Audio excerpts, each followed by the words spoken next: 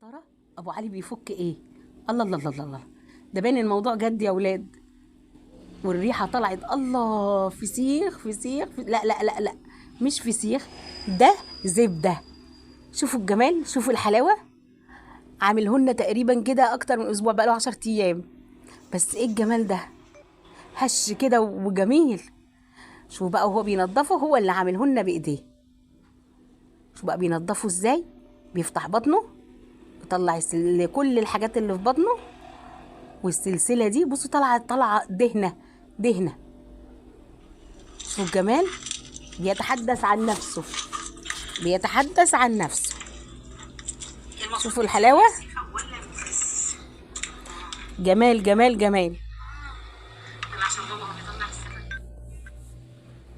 ايه ده؟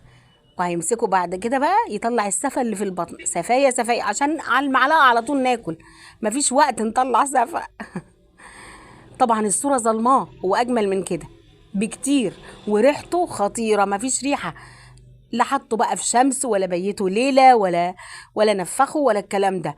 جه من عند الراجل، اتغسل واتملح على طول، وبعد كده عصر عليه الليمون. بصوا بقى، بعد ما تنضف عصر لنا عليه الليمون. بحب اكله انا من ايد ابو علي. وبعد كده حبه زيت كده يخلوه جميل. يبقى تنضف السفه وكله تمام.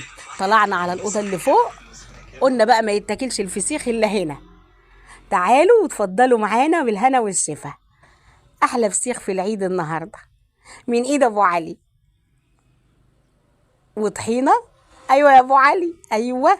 وبالهنا والشفا. شوفوا شوفوا، دايب دوب، زبده زبده. وطبعا مش هيفضل منه الا الجلد بس. كناه وبقى زي الطبله اهي، تتعمل طبله والله. شوفوا الجمال. وبالهنا والشفا عليكم وعلينا، وكل سنه وانتم طيبين، وعيد سعيد.